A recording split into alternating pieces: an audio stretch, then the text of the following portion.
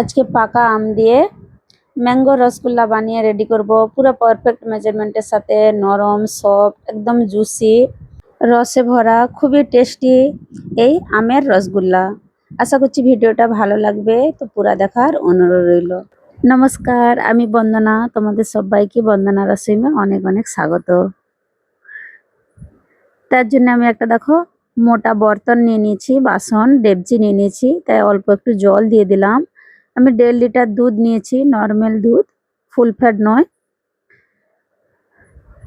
দুধটা প্যাকেটগুলো কেটে নিচ্ছি ছানাটা কাটানোর জন্যে।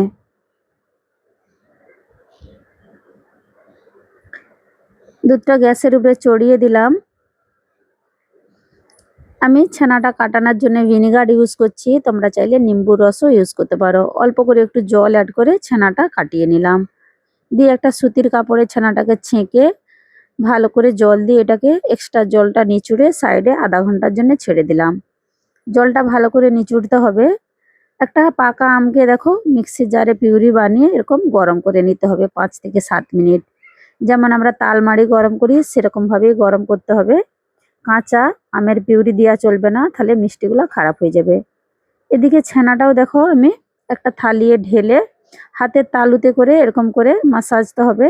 10 মিনিট করতে হবে এই স্টেপটা।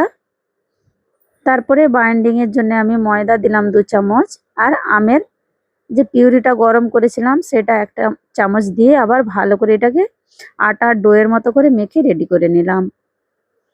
এবারে মিষ্টিটা বানানোর জন্যে তার মিষ্টির রসটা আমি রেডি করে নেব। আমি 2 বাটি চিনি নিয়েছি, মিঠাটা তোমরা তোমাদের টেস্ট হিসাবে দিতে পারো।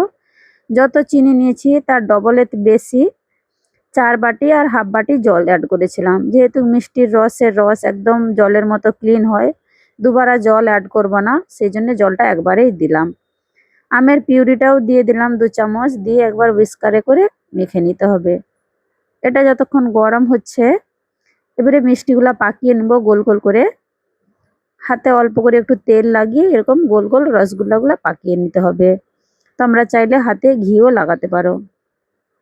বাস সবগুলা রেডি হয়ে গেছে, একটুও ফাটে না, খুব সুন্দর পারফেক্ট হয়েছিল। এদিকে দেখো মিষ্টির রসটাও বয়েল হচ্ছে। এই সময় গ্যাসের ফ্লেমটা একদম হাই রেখেছিলাম। আমি ফ্লেভারের জন্য 2টা এলাচকে টুকরো করে দিলাম, আর মিষ্টিগুলানো সব দিয়ে এরকম কভার করে দিয়েছিলাম 10 মিনিট।